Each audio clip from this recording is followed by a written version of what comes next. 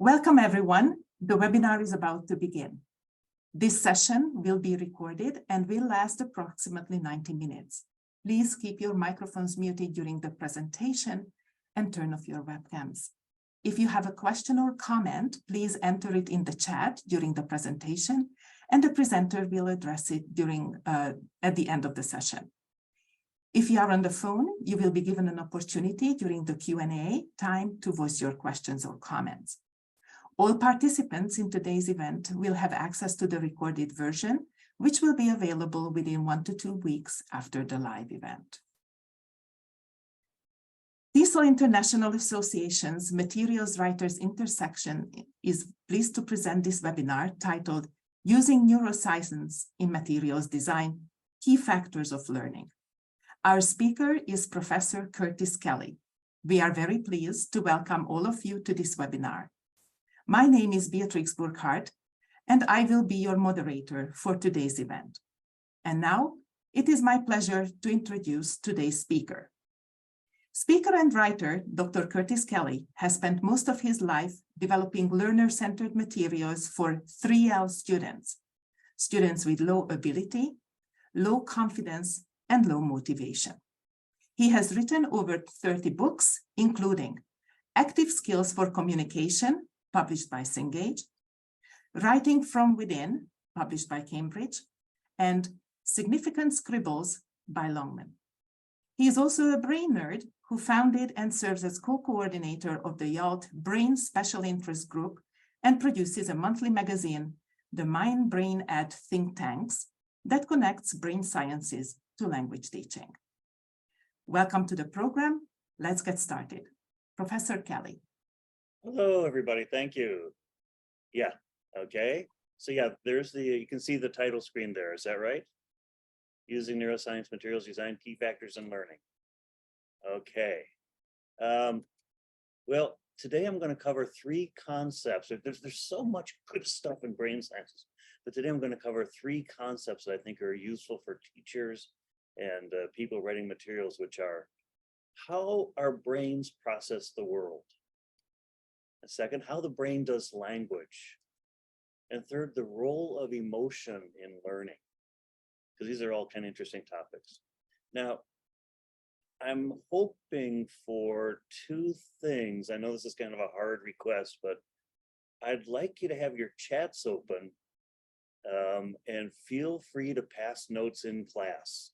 Send comments to everybody like, what's he talking about? Or I didn't quite get that. Or, oh, here's a link that's related to what he just talked about. Here's a paper, even drop it into the chat so other people can share it. Use the chat and start ignoring me at any time, get a good discussion going, and that's fine, because that's a great learning tool. The other one is, well, if you don't mind, I know it's kind of hard, but if you could turn your cameras on. You see, I study the social brain. And from my experience with presentations, this kind of presentation versus this kind, there's a huge difference for all the participants. And we know from the evidence now too that people seeing each other leads to better learning. Now, I don't mind if you stand up and walk away, to go get a coffee or something like that. But if I could just see a few people, it helps a lot. Oh, hello. Hi. Hello, Christina. Hello, Michelle. Thank you. Okay, thank you very much. You might also have a pen and a pencil handy, because I'm going to ask you to do some various things during this presentation. Okay, so first of all, let's go. Oh, Tamara can't share. Okay, that's fine. It's not often that the professionals don't know about how their things work. Florist knows how to raise flowers. Car mechanics know how the engines run. Surgeons know what different body organs do. But when it comes to us, language learning, we don't really know how the brain works very well. If you think about it, language and learning are 2 key functions of the brain. But if you ask most teachers, how the brain does language, they'll say, well, you give out a lot of comprehensible input, and then you practice it, and it goes into memory. That's just like a car mechanic saying, you push the gas and the wheels go around. And that's not our fault. We've tried to figure out how the brain does it. Chomsky and Krashen and others have given us lots of ideas, but it hasn't been until the 90s that we developed fMRI. And just now, we're able to see inside the brain and figure out how the brain does language. We can actually see that. So we're going to talk about that a little bit today. But let's start with, I want to do a lot of breakouts in this event. So let's start with a little chat, take 4 minutes. I'm going to put you together in groups of 3, or Beatrix is, and take 4 minutes and just, introduce yourselves to each other and spend about a minute saying something you know about the brain already. Okay? So Beatrix, can we get those? Oh, wait, I think before that too. Also, as Beatrix said, I produce a magazine that connects brain sciences to language teaching. If you're interested, it's free. I'll put the subscription address in the chat here, okay? But feel free to subscribe to that. Okay, so shall we do a little 4-minute to get to know your partner's chat? Okay, thank you very much. Well, I'm not sure what you talked about, but I'll bet it was pretty interesting. I mean, we've got, these are TESOL folks, so you're like the top of the profession. And you might have talked about things like the Chomsky's language acquisition device. Oh, don't raise your hand, because actually we've sort of changed our view on that more recently. In fact, a lot of the things that we were taught about how the brain works with language no longer quite fit, such as all you need is comprehensible input.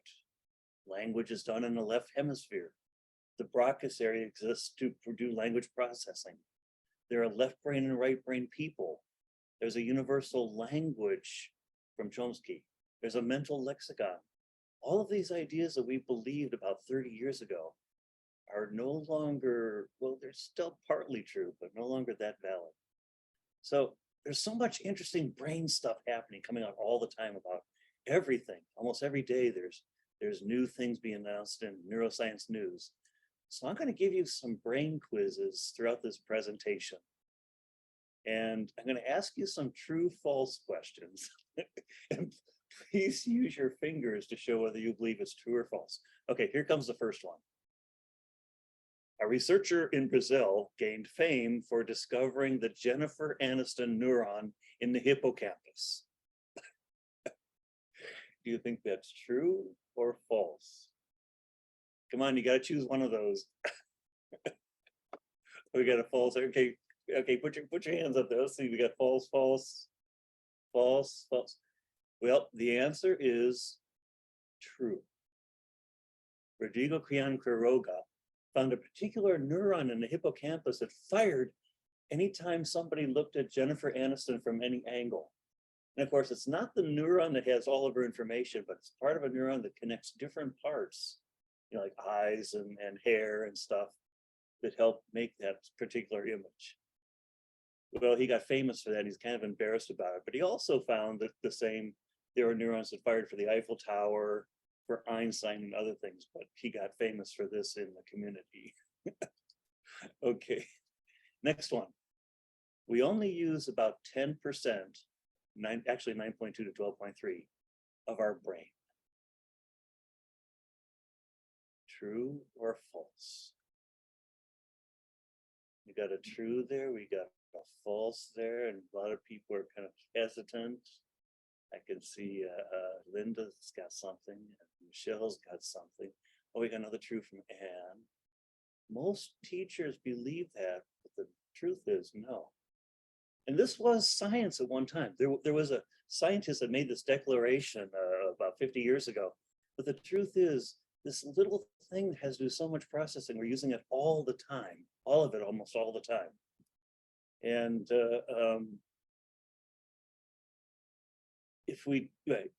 I think one of the reasons we think we use 10% in addition to the movies, like there's some movie called Judy or something like that, that this woman could use suddenly 100% of her brain. But I think one of the reasons is we see these MRI pictures of these little red spots when things are happening. But that doesn't mean the rest of the brain is inactive. That just means that's the hottest area at that time. But no, we use all of our brains all the time. Okay, so the first concept, how the brain processes the world. So how do we process the world moment to moment? And the way we were raised was to believe that we get sensory input and we process it inside of our brains. So first comes sensory input. We look at an ice cream cone. Then we compare it to models inside of our brain, schema or whatever, to identify it. And then we take meaning from it and decide what to do, like to get one. But actually, we're changing that view now. There's some really interesting theories that say that we don't just get sensory input first. Instead of inputting the world, we're doing something different. And here's an example of why we think that. If really we just got sensory input, then this kind of thing wouldn't happen. Have you ever opened your door and there's somebody standing there that you didn't expect? And what happens when that, when you have that experience? Your brain starts whirling. Who's this guy? Why is he here? Wait a minute, did I make it a promise to meet this person at this time here? You just kind of freeze and your brain goes into whirling and trying to figure out what all this information means. Whereas if the same experience happened, but you knew that Curtis Kelly was going to come pick you up at 9 o'clock and you heard the doorbell ring and you open the door and he's there, you wouldn't go into that kind of freeze and mental gyration at all. And that's what's really happening. We're not just getting sensory input and figuring out what's happening. We're actually predicting what things are.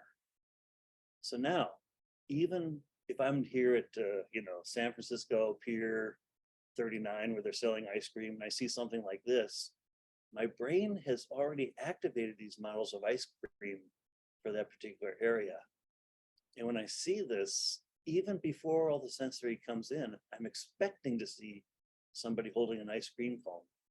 And just that raw shape, I'll be seeing it as an ice cream cone before I get all the sensory data. And then the sensory data will be just to confirm that what I predicted is correct or not. And that's really good for our brains because that means we only have to attend to errors. We don't have to get sensory information for things that are not right, like if this ice cream cone is empty or something like that. So this is kind of complicated, but our current view of the brain is that the brain doesn't just collect sensory information. It's actually predicting the world and from the brain sending information to our senses about what it's supposed to be seeing at any moment. So our brains are prediction machines. And let me show you how that works. Okay, do you see this figure? Look at the center one is one figure. Also, let me just throw, does that count for deja vu? Yeah, that's a really interesting question. I have to think about that. Look at this figure. Does one side seem lighter than the other? Please point your finger in the direction of which part of this you think is lighter, how you perceive it. Yeah, I think everybody sees it that way. But that's actually your brain is making you think that because of what it knows about the way light falls on images. If you look at it more carefully, they're the same color. But even if I take that away, even if you know that, you can't help but seeing that as being lighter because your brain says that's how the world works. And so it is sending in information to your sensory, to your eyes saying, no, the bottom one has to be lighter, even though it's not. Or consider this, if you saw a stick like this in the sidewalk, you wouldn't think much about it. But have you ever walked through a forest where there's animals around and you're kind of scared? You look down, there's a stick in the grass and you jump. You're not jumping because it's a stick, but you see that shape and your brain has already activated models of snakes or other dangerous things. And so you jump when you see the stick there because you think it's a snake for a minute. Then you look at it more carefully and realize it's just a stick. And what is called prediction error causes this release of dopamine in your brain, which makes you learn that sticks aren't so dangerous in the forest. And the next time you see one, oh, it's just a stick this time. So this is an important thing about the brain. when you're predicting something subconsciously and it turns out not to be true, your brain releases dopamine. And dopamine is a neurotransmitter that causes deeper learning, as well as motivation and pleasure.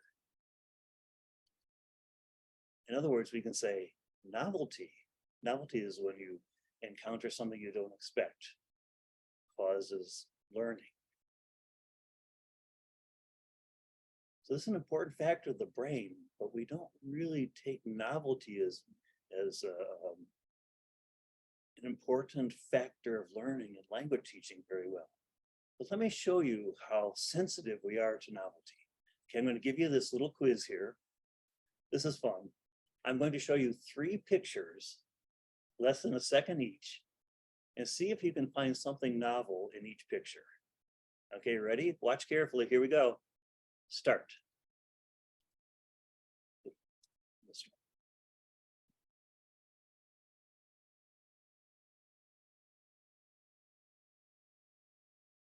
Okay, did you notice something novel?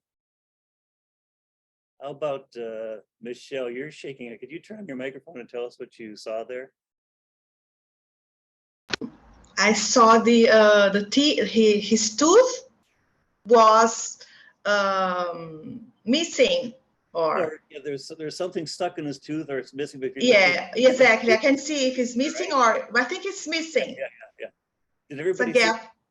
Everybody see that there's something wrong with his teeth there?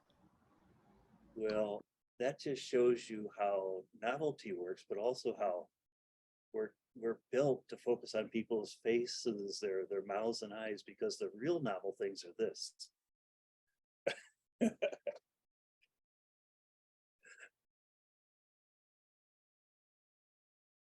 I love this commercial by Colgate. You know, I think whoever made this should get an award. But that shows how sensitive we are to novelty. The question though is it really related to learning? Neuroscientists say that if something novel happens, all the stuff that's associated with that will be learned better. Well, let's do another little test. Did anybody notice a word I purposely misspelled on my title screen? If you did, type it in the chat. Yeah, okay, everybody's something in T, something in T. See what people got that. Oh, Michelle got it right away. She's a great language teacher. Yeah, using was misspelled. That's right. So Michelle, do you remember the other 11 words? Okay, probably not. But that's because, again, when we see something novel, our brain releases dopamine and we learn it right away. So I purposely misspelled that, by the way.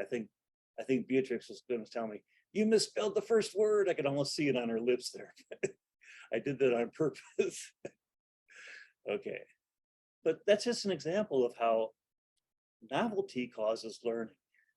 And there's other aspects about prediction in language too. Oh, did you notice that's misspelled?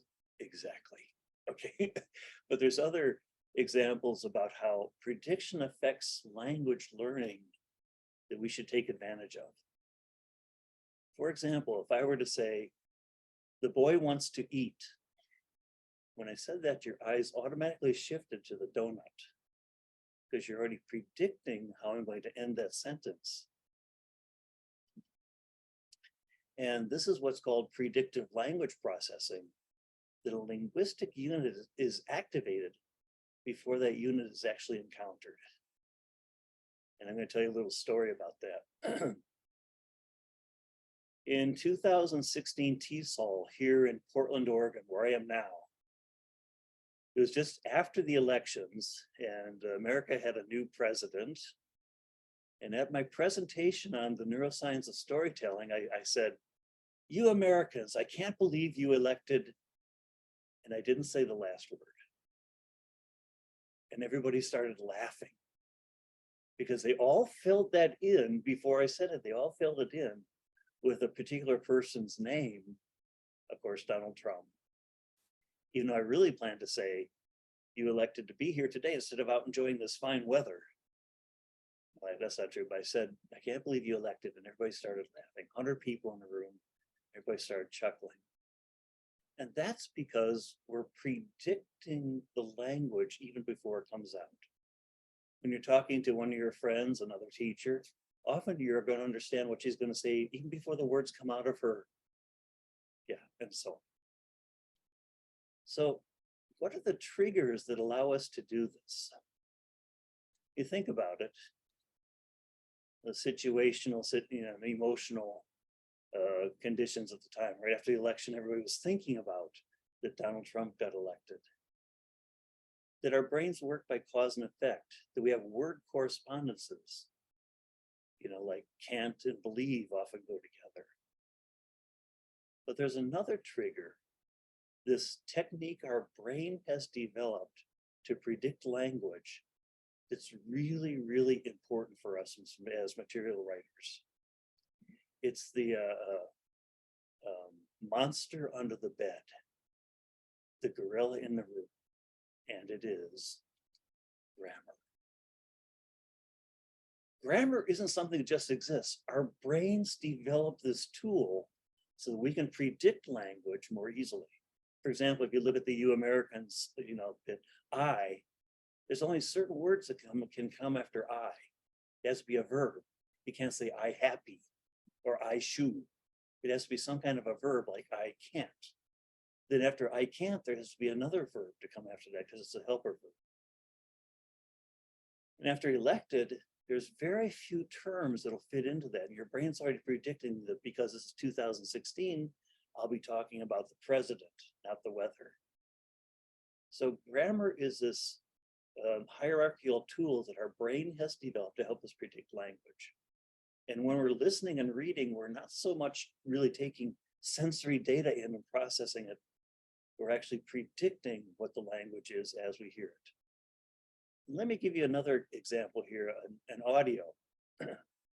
This is a scrambled audio. And I'd like you to try to figure out what this person is saying. It's an announcement, by the way. Okay?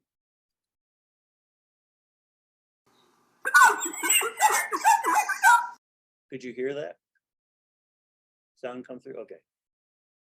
Did you figure out what the person's saying? Let's try it again. Now, I'm going to do something to give you a hierarchical tool, just like grammar is. I'm going to give you another tool to figure out what this is, which is really just the written language itself.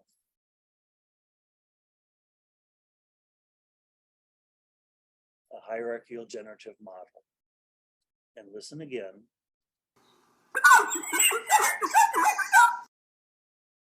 Now you can hear it, right?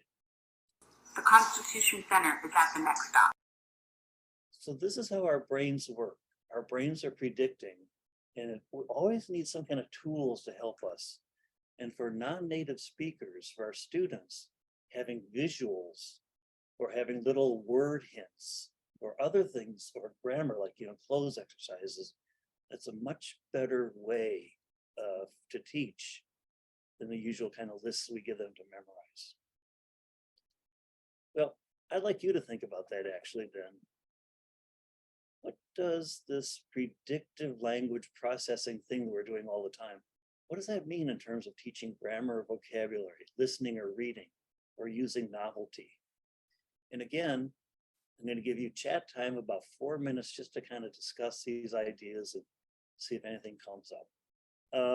I hope you had some good ideas related to teaching vocabulary, grammar, something related to predictive processing. The big thing for me is that the noticing approach, give students different samples and let them kind of notice themselves that a particular grammar form is going, like 1 rabbit, 2 rabbits. Giving models like that would be a good way to use predictive processing. And of course, novelty. So that's the end of the first concept, how the brain processes the world. And let's have another quiz. Ooh, this is a tough one to ask, but a gloomy person might become less so by ingesting a bit of fecal matter from a happier person. Try not to visualize that. What do you think? Let's see, we got okay, Victoria, did you say, Victoria? I couldn't quite see you. And you said yes? You're absolutely I said correct. yes. Yes, you're absolutely correct. There's been research showing that the gut microbiome affects so many different things, from autism, Alzheimer's, obesity, sleep, depression, cognitive defects, things like that. And there's been some research that shows that taking somebody with a good biome and transferring it to somebody else affects their mood. This is a really hot area of neuroscience that we're just getting into. Okay, next one. Neuroscientist Andre Messina discovered why we tap our heads while thinking. External stimulus to the right angular gyrus stimulates what's called as haptic incidental recall. Okay, everybody, I want you to, show your colors here. Do you think that's true or not? True or not? Come on, Linda, give us okay. Linda says yes. Michelle, you've been doing pretty good on these, I think. I completely made that up. I completely made that up. In fact, Andre Messina, if you know European history, was one of Napoleon's generals. But we do have this right angular gyrus, and if you stimulate it with electricity, you'll start feeling this dark presence in the room wrapping itself around you like a ghost.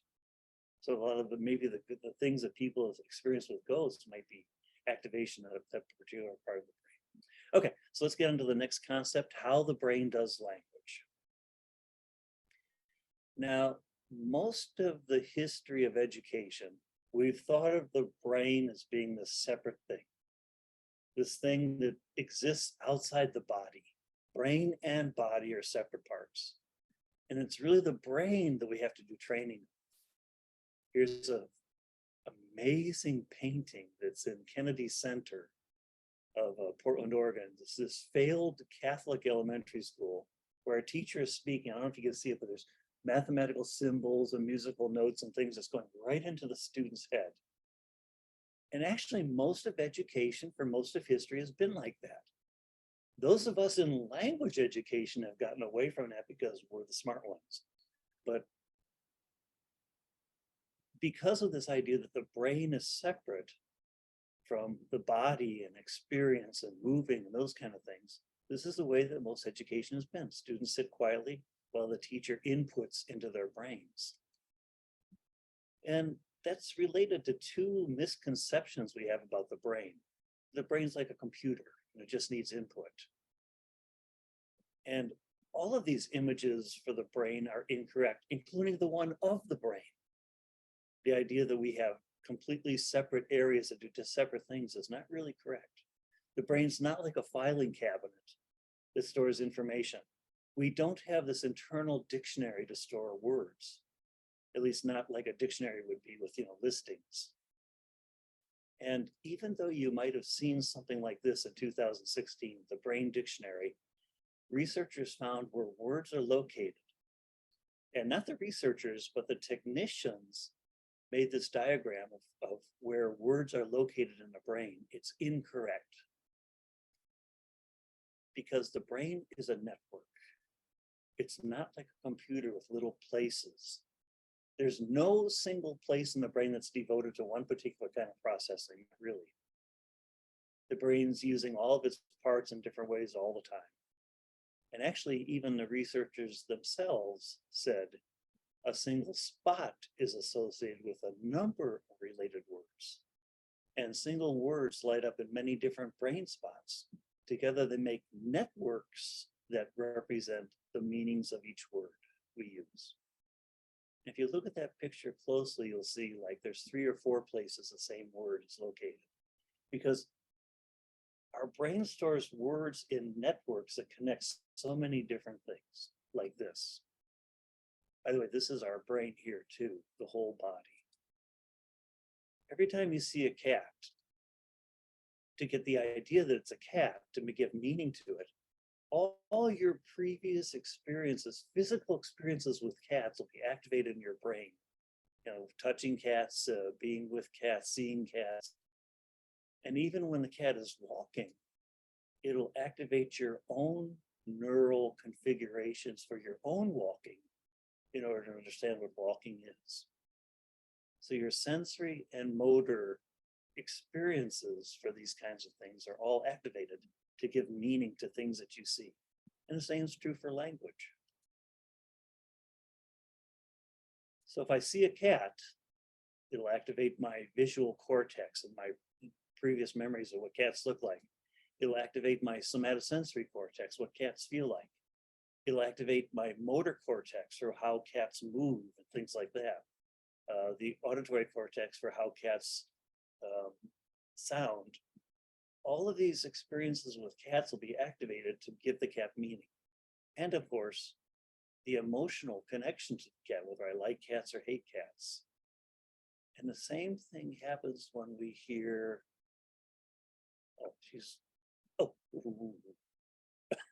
so yeah, we have different emotions with cats. Did you see that little video there? But the same thing happens,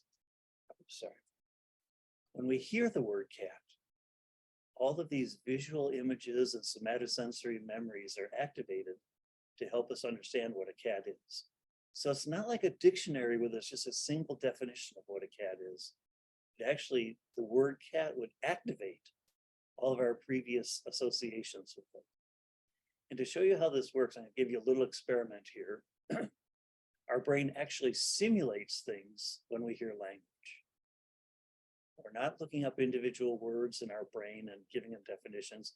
We're actually simulating visually what language we're hearing. Okay, so I'm going to ask you to close your eyes at this moment and listen to this sentence and try to remember what you visualize. Okay, ready? Close your eyes and listen. Here we go. The dog jumped over the wall. The dog jumped over the wall. Okay, open your eyes and let's see. Let me ask you some questions. Was the dog running or standing?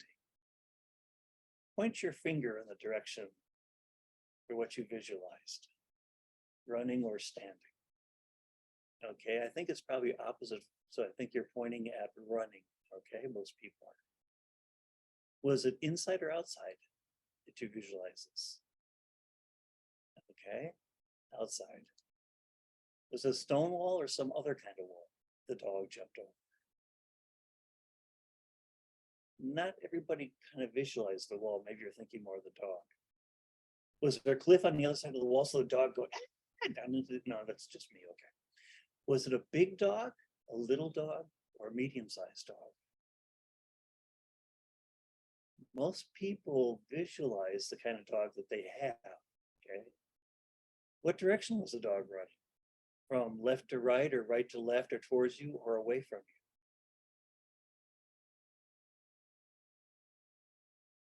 Well, English speakers tend to say from left to right, whereas people in Arabic countries will say from right to left, because it seems that the direction that we read and write language influences the way that we visualize directions too. So all of these things that you visualize are not in the sentence. There's nothing about size. As somebody wrote, I pictured my backyard from my childhood home. AS wrote, a running dog, then a concrete wall, but I was having conflicting images with the fence and the wall. The dog was not clear, but he was moving towards another.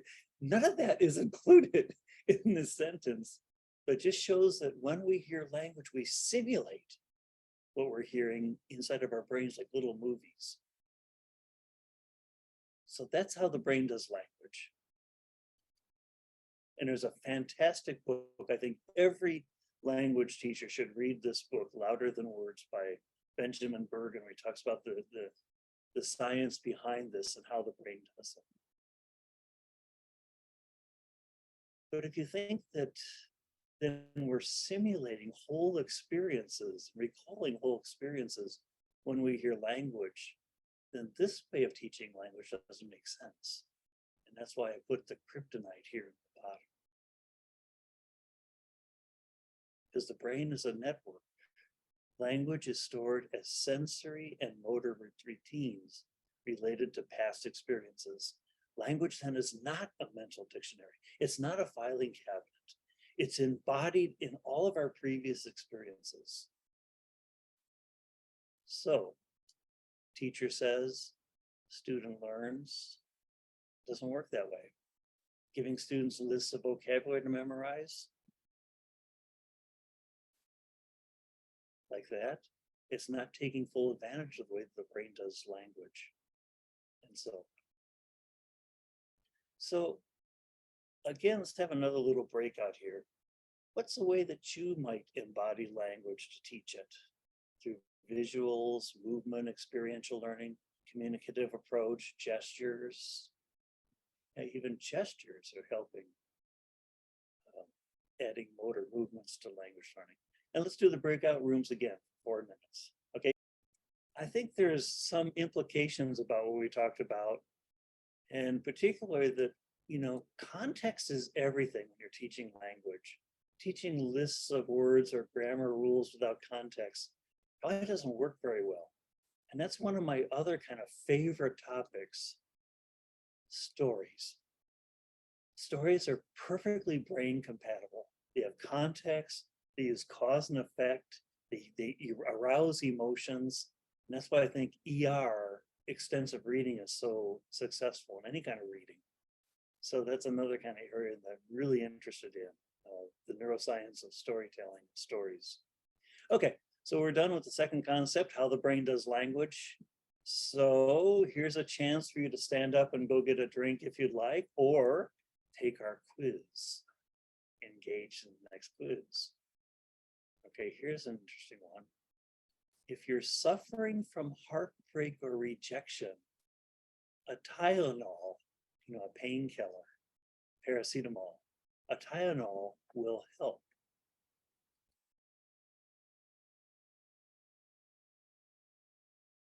Again, oh, everybody looks like everybody, oh no, really? Because the answer is yes. And that's because, and this is unbelievable, I know. The answer, because the same part of our brain that controls physical pain is also the originating area for emotional pain. Physical pain and emotional pain are very close together.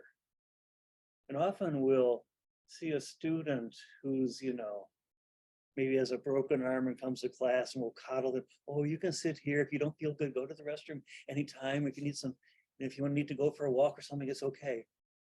But we don't do the same for somebody who has emotional pain, like somebody who might be bored or somebody who might feel really inferior to everybody else. We'll just say, fuck, you know, get strong, bear your way through it. But physical pain and emotional pain are basically the same thing in the terms of the brain. We cannot separate emotion from thinking, meaning that all thinking involves emotion. There is no purely objective thinking. What do you think? It's kind of a difficult one to answer, maybe, but yes. Sorry, Beatrix. Emotion and thinking cannot be separated. I'm kind of being tricky here. I'll get into this third concept, because I'm not talking about emotion like anger, happiness, you know, dismay or disgust, those kinds of, that kind of emotion that we use in the regular way. That's the way that emotion is defined in the regular language. But emotion in terms of neuroscience is really cognitive emotional processing that happens before we get these physical reactions of disgust or anger or dismay or happiness. So I'm talking about just basic emotional processing that you're not even aware of is going on at the time. It's all subconscious. And basically, every schema we have, every model has some kind of emotional component. We might think of teddy bears as being cute, so we get this positive affect associated with them. Or we might think of spiders as being dangerous, we get a negative aspect. And that the resulting feelings that come from that would be attraction or fear. And again, these are not the emotions I'm talking about, but more the previous ones. Positive or negative affect. So emotion, and this is according to Imardino Yang, emotion is this thing that steers us through life.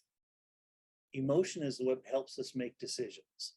Emotion is what keeps us away from a cliff edge, or to run into the store when we see that sign, 50% off. And Mary Hillen writes about this in her book, Emotions, Learning in the Brain. And she has this one great but rather complex statement. I'll let you read yourself.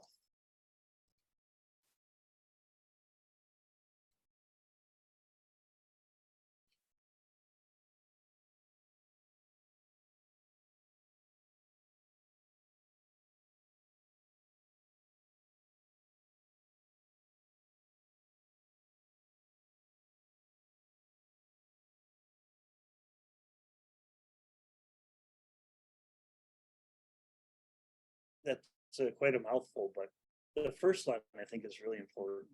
It's impossible to build memories, have complex thoughts, make decisions without emotion.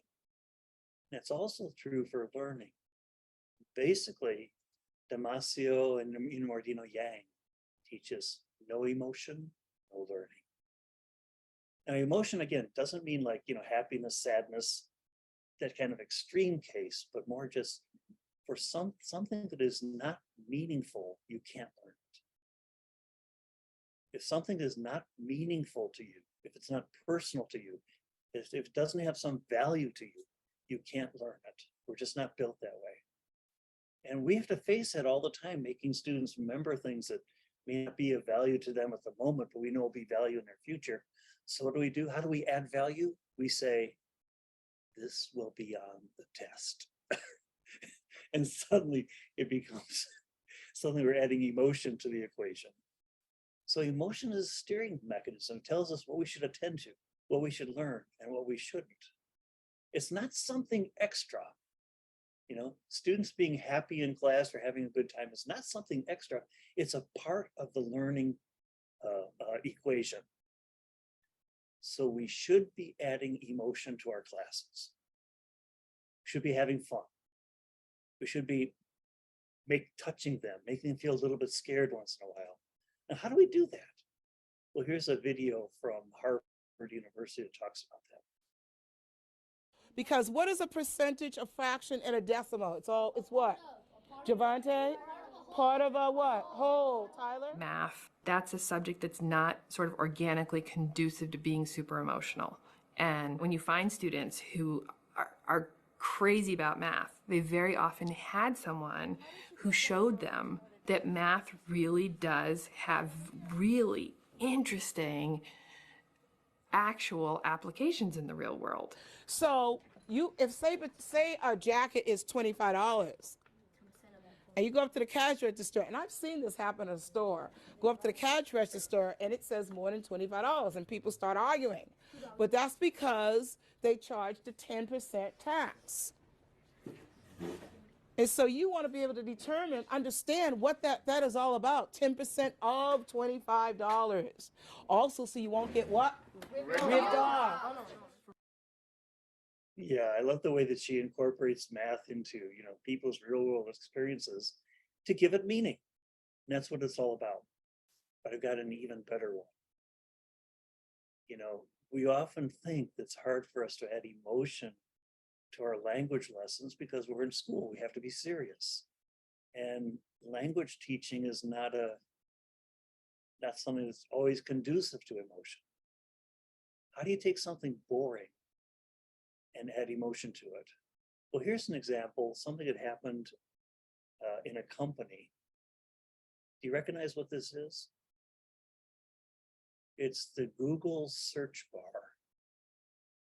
Now, these two technicians at Google made this little video as sort of like a hobby, but it was so good that Google did their first advertisement ever and put it on TV during the American Super Bowl. Watch what they did. How could you advertise a search engine in a way that'll touch people? We'll look very closely at what this person is typing while they're using it.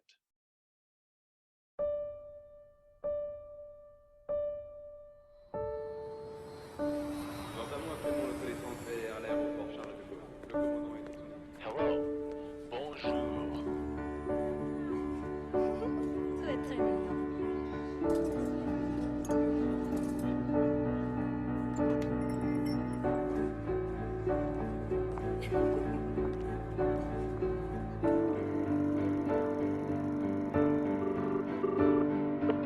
Allô?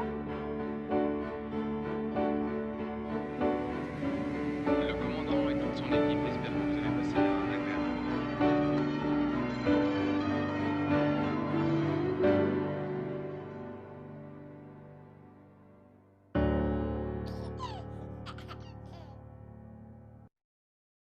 Isn't that nice? These two technicians just sort of made that. Google liked it so much, they put it on TV. But in case you missed it, that's kind of quick. It's a story of an American male, I guess probably male, and he goes to study abroad in Paris, and he meets a woman, and they start falling in love, but he has to come back to America.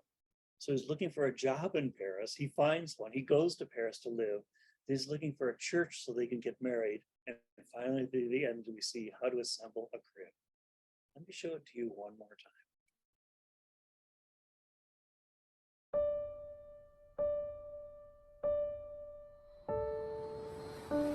Notamment après mon reconnaissance à l'aéroport Charles de Gaulle. Le commandant et toute son équipe. Hello, bonjour. Très très mignon.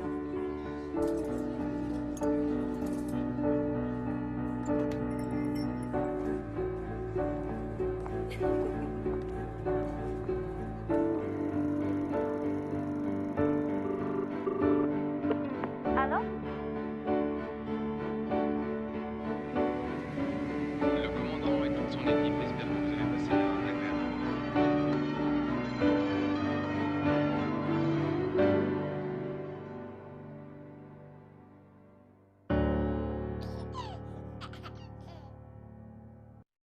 So Beatrix, you're smiling. How do you feel?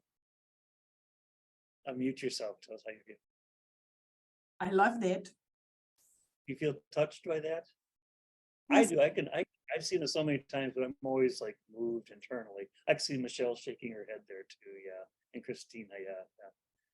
So if Google can do that for something as boring as a search engine, why aren't we doing that in our classes more?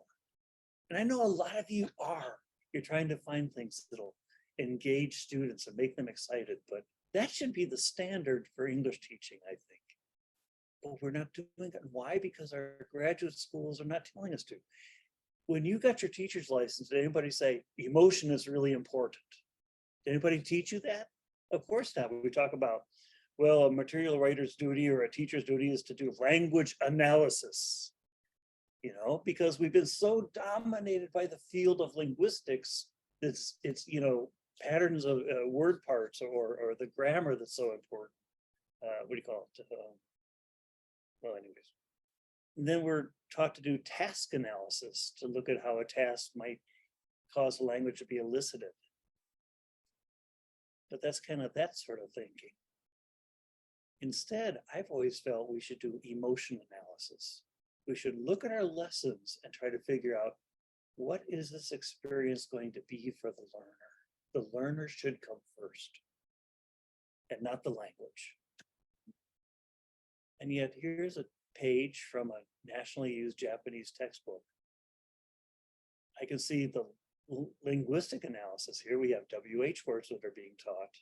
I can see the task analysis. There's when, and there's examples of when here. Probably students are supposed to say these in class, but where's the emotion? First line is, when can you see fireworks? What's second line? What's in my bag? Next line, well, who's Bill? Yeah, exactly. Who's Bill? There's nothing relevant to the students that have to do this. So naturally, it's hard for them to learn language this way. The emotion analysis is not here. But here's another way. This is from one of my textbooks. Here's another way to teach WH words. I have students get into two lines, pairs facing each other, and each of them pulls from their cell phone or somewhere else a photograph of something that's meaningful to them. The other student just asks, who's that? Where are you? What are you doing? Just ask WH questions. And the person talks about their photograph. And that's going to be meaningful and emotion arousing because people are talking about things that are important to themselves. And after a little while, the lines, partners shift and do it again, the same activity again, maybe a couple other partners. But isn't that a better way to bring emotion into language practice for teaching WH questions? Of course. Well, I've written a lot of textbooks for Cambridge, Pearson, National Geographic, other publishers, Longman. And editors have often told me, well, the right way to write a textbook is first choose the language you want to teach and then spin activities off of that. But I've been in Japan where motivation is low and you can't do that. My view has always been find a really good activity and spin the language activities off of that. The activity should come first. So I was talking about this in Korea 2 years ago, and my good friend Rod Ellis said, Curtis, don't call it an activity. It's a task. And it hit me. Task-based language learning is finding good activities and letting the language come second, which is sort of the opposite of the way that most textbooks are written. So thanks, Rod. Hope to see you again sometime. So what's emotion arousing for your students? There's many things. Their relationships with each other, relationships with you. Personalization is always important. Games, creativity, problem solving, mystery solving, those kinds of things. Well, let's take a little bit longer chat this time. Let's see how much time we have here. 8:14. Let's take about 6 minutes. I have 8 here. Let's take about 6 minutes. I rushed through the last part here. But basically, things we talked about today, here's a summarization. Brain is a reproducer. You have to. Brain's producing. You make meaning from language through internal simulations, and emotion drives learning. Now, I'd like you to think of some takeaways. I was going to do 3, but even just 1 is okay. What's something that we talked about today in your rooms or in the presentation that you'd like to remember after we finish? And if you don't mind, type one of those into the chat. Also, if you have any questions, you might type that into the chat too. And I'm going to type in my email address in case you'd like to contact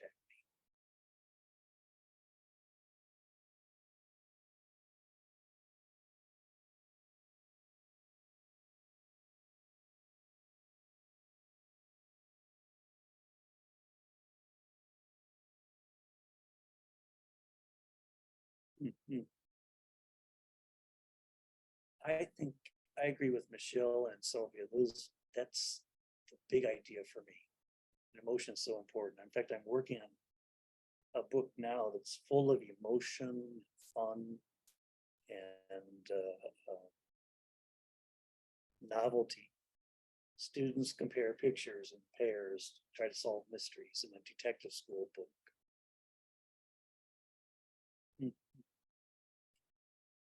And dopamine is this fascinating thing that controls motivation, it controls reward. It's also related to deeper learning, which basically means our brains are built to remember what makes it feel good. How's emotion different from relevance? Susan, I think they're the same thing, basically. That relevance, meaningfulness, is the way that our brain tags information and gives a sort of an emotional valence.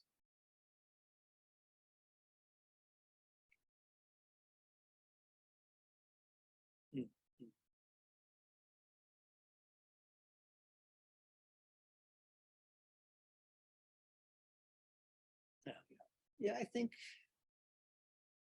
the way we're trained is too much focusing on the language and not focusing enough on the learners and their situations and their needs and what problems they're trying to solve in their lives and their socializing. And I do have some other presentations on how the social brain is super important in language teaching too.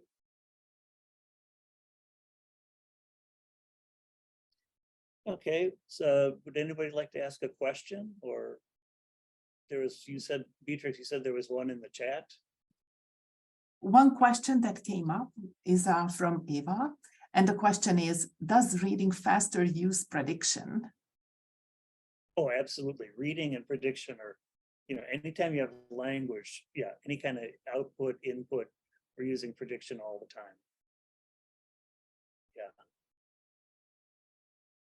How to train predictions a little bit hard, but a lot of things we do is like in listening, we do dictations. We tell students, listen very carefully so you can catch every word, but native speakers can't even do that. Instead, we should say, well, what word do you think would go there? Or use close exercises for listening and have them predict what words they're going to hear before they hear it. Things like that, I think, are more effective.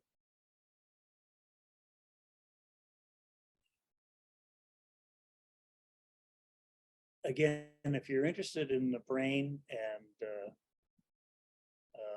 language teaching, and we do have an issue, somebody said, can you share some young learner teaching materials? We have an issue on teaching children that has some activities in our database here. So I'll also type in the archives for our magazine.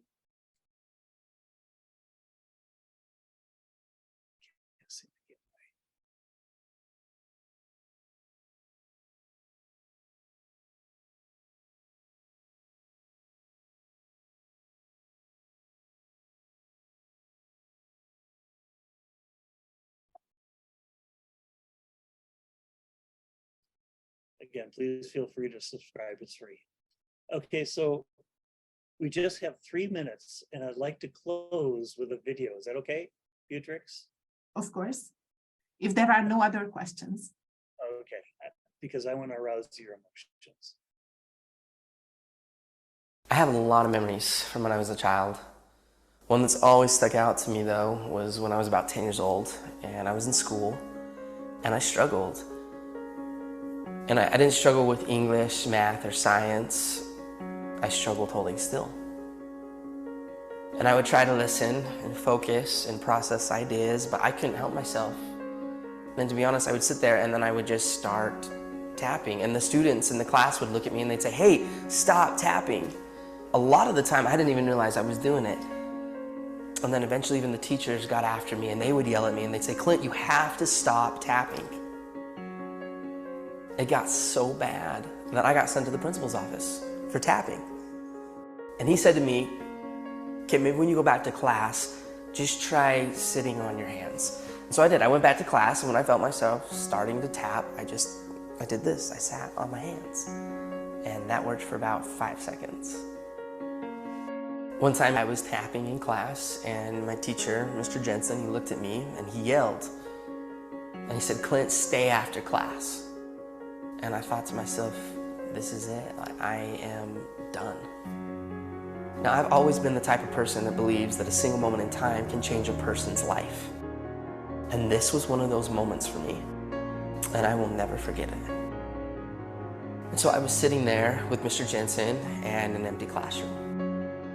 And he walked past me and he sat next to his desk and he said, Clint, come here. I want to talk to you. And as he looked me right in the eye, he said, now, I need you to know something, you're not in trouble. But I do have just one question that I have to ask you. And he asked, he said, have you ever thought about playing the drums?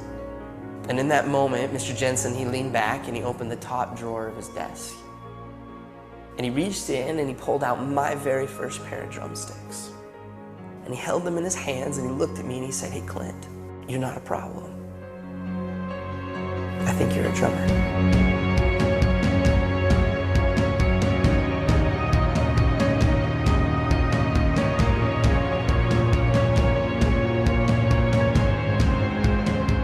From that moment on, I've never put those sticks down.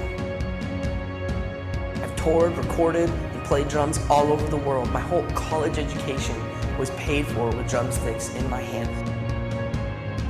Just because of a single moment in time when somebody believed in me. And he saw something in me that I didn't even see within myself. And from that moment, I learned that there's a difference between being the best in the world and being the best for the world.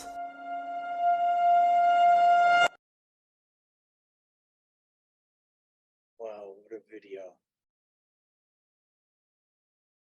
And I guess that's what we really have to remember in the end, that we're not really language teachers as much as being people makers and trying to bring peace and happiness to our students' lives. And thank you very much for coming today, getting up early, being here for this presentation. That's it. Thank you very much.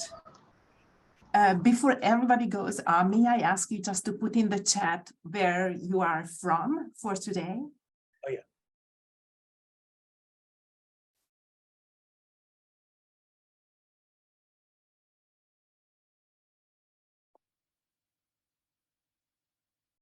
Thank you very much.